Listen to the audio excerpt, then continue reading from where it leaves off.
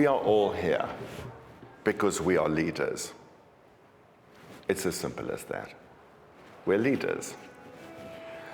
The mediums that we are using are theater, film, song, dance, storytelling.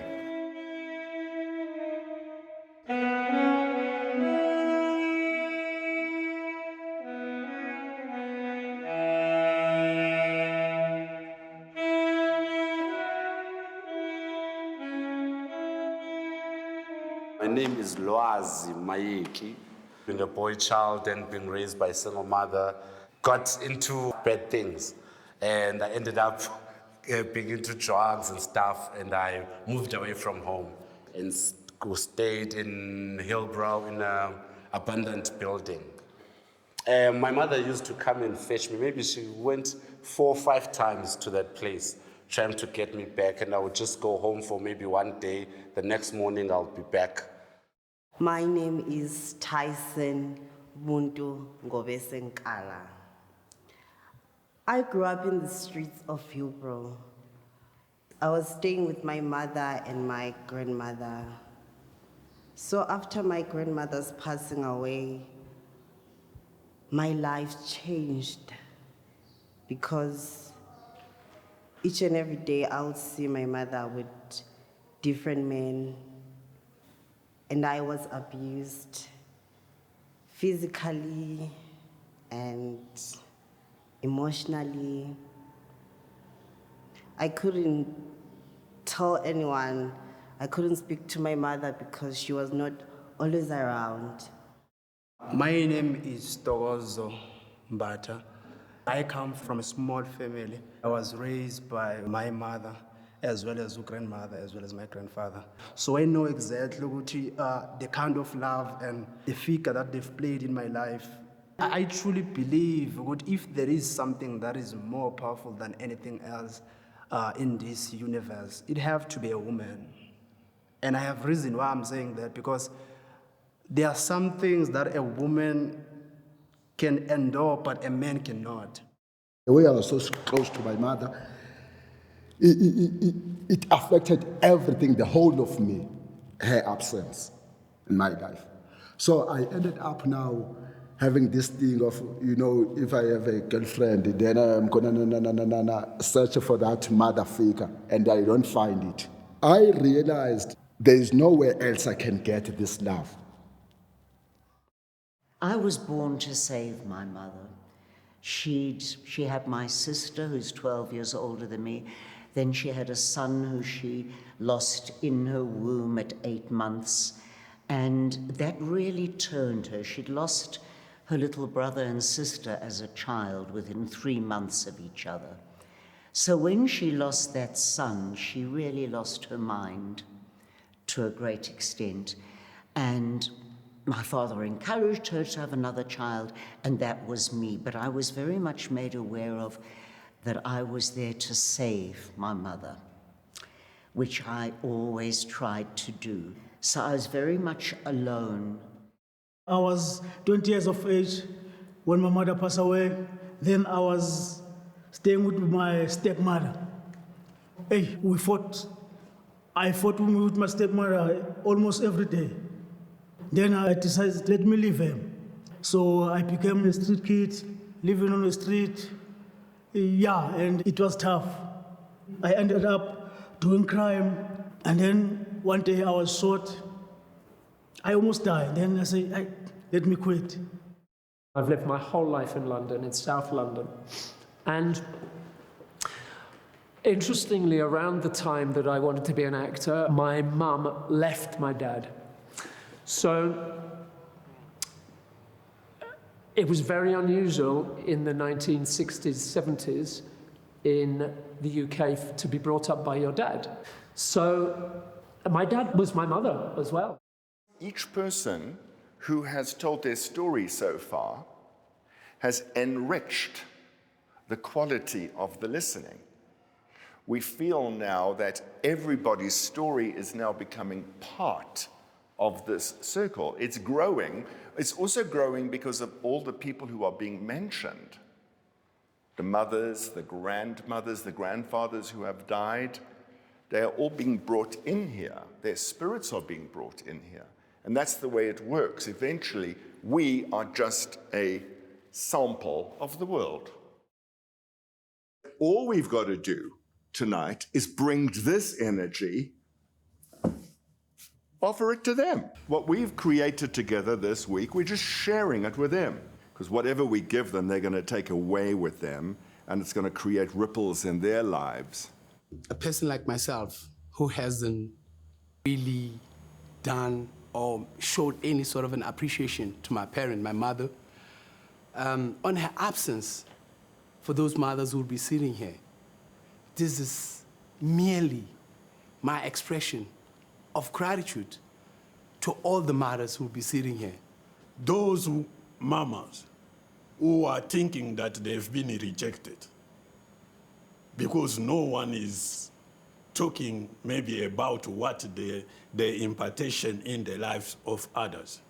I would like them to know that as long they've impacted one life, that is a big work that they have done.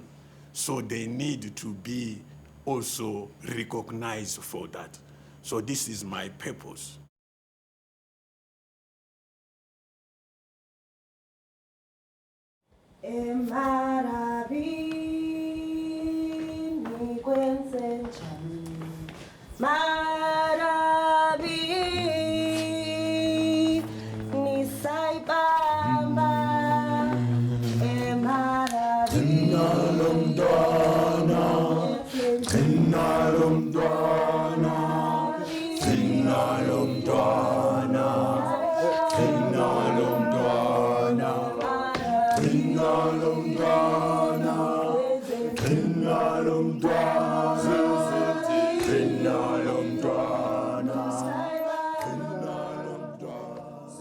What makes this something so special and special to this moment is all of you.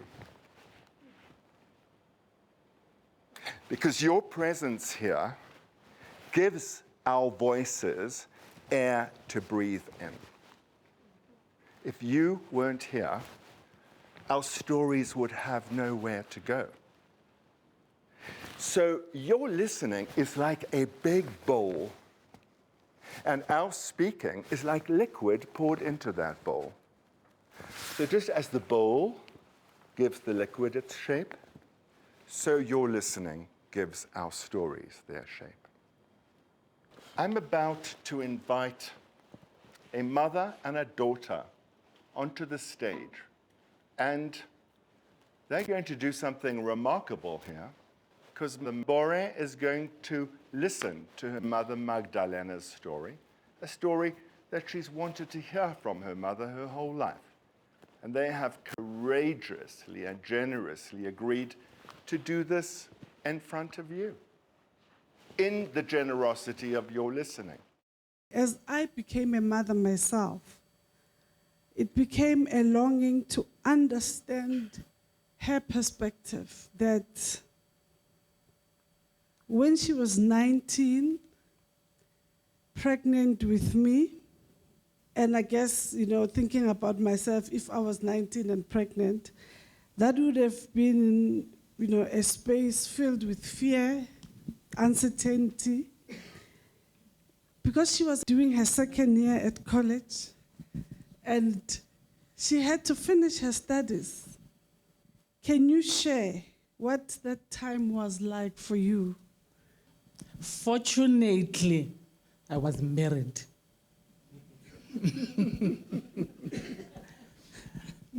But I was still going to school.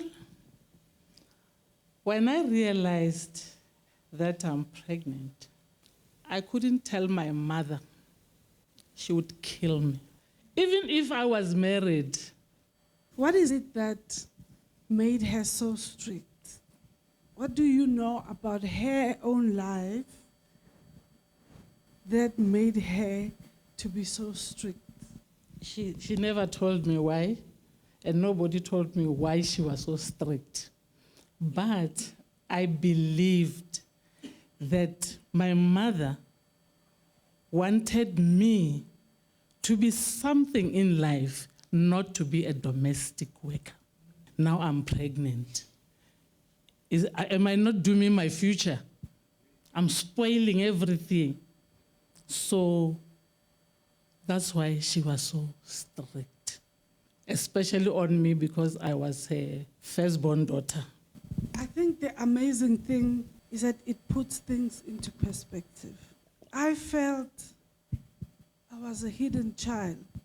People didn't need to know about me. And I carried that in my life. People that know me, they know I like celebrating my birthdays, and I will celebrate them big and go all out. Because I don't want to be hidden anymore. You know, I want to come out. What do you see about your mom now? What have you learned about Magdalena through hearing this story?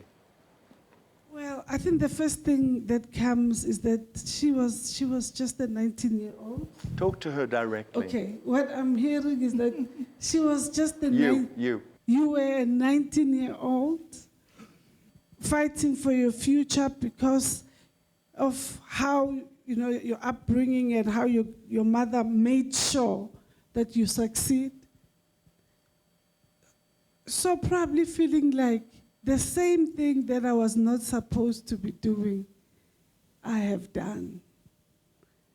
And yeah, so that's what I'm feeling. And I'm very proud because you fought. You fought.